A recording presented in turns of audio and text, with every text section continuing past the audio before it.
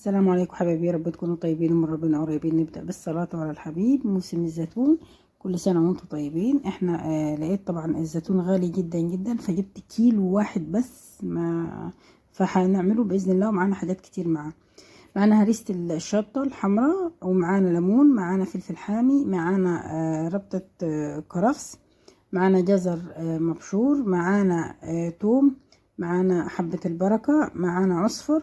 وهنشتغل مع بعض. انا هنا حاطه ليمون اسماه بالنص ومطلعه البذر بتاعه. هضربه في الخلاط وهاخد الميه بتاعته، هركنهم دلوقتي على جنب. معايا كده نص كيلو جزر، معايا حزمه كرفس، معايا توم، معايا هريسه الفلفل الاحمر البلدي اللي احنا كنا جايبينه، ده بارد مش حامي.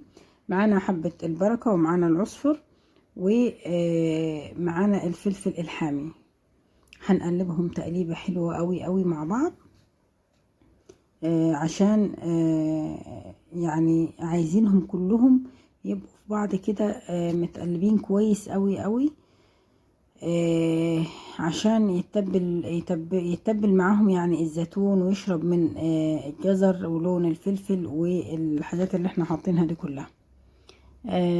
عايزه اقول لكم الخلطه دي بصراحه جميله جدا، يعني بيشرب كله من بعضه، وبتدي لون كمان للزيتون. بصوا ده القشر بتاع الليمون اللي انا عصرته دلوقتي، هضربه برضو فيه. ما شاء الله هتلاقوه بس عمل كمية كبيرة، اللهم بارك، يعني الكيلو عمل كمية حلوة.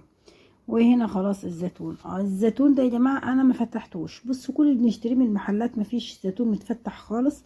وفعلا يعني طريقته حلوة. هو بياخد وقت شوية على اللي بتفتحيه، ولكن طيب بيستوي وبيبقى جميل، وبيتشرب من المية ومن التوابل اللي بتحطها له، والدنيا بتبقى زي الفل.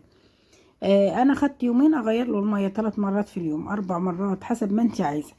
غسلة حلوة، ونقعته يومين في المية، كل مثلا 3 4 ساعات، او كل ما ادخل المطبخ كده اروح مغير له المية بتاعته. معانا طبعا البطرمانات نضيفة وغسلينها وشاطفينها بمية مغلية او مية سخنة حسب ما انتي، سواء ازاز. البلاستيك طبعا مش هتقدري تحطي فيه مية مغلية.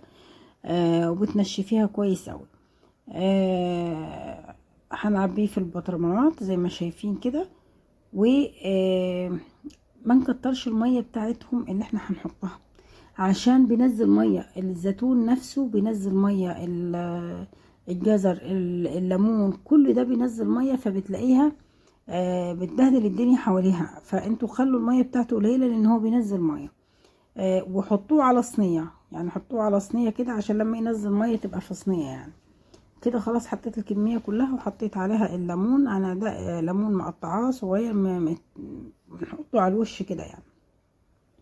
وده شكله زي ما شايفين. في نفس الطبق اللي انا كنت بقلب فيه هحط عليه كوباية ليمون، وهحط كوباية ملح، يعني كوباية مية الليمون، وكوباية ملح، وكوباية مية واحدة، وفنجان خل.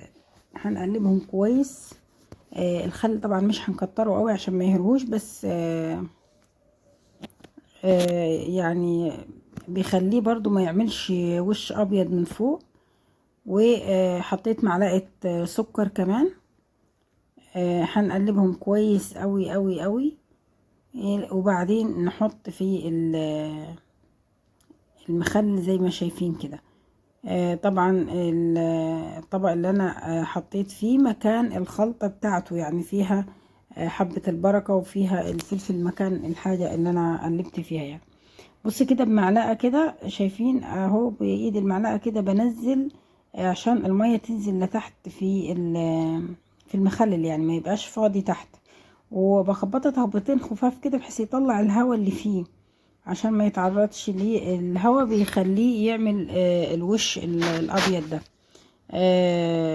كده يعني خلاص. انا عايزه اقول لكم والله ريحته جميله جدا، ريحه الثوم فيه مع الفلفل ما شاء الله اللهم بارك، يعني ريحته جميله جدا.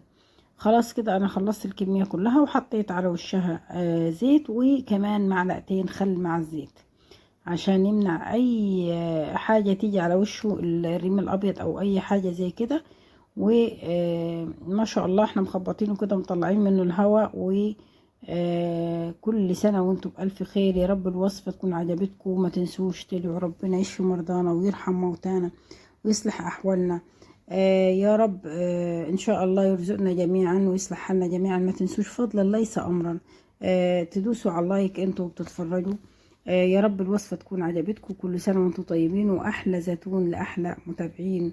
شكرا لكم حبايبي، والسلام عليكم ورحمة الله وبركاته.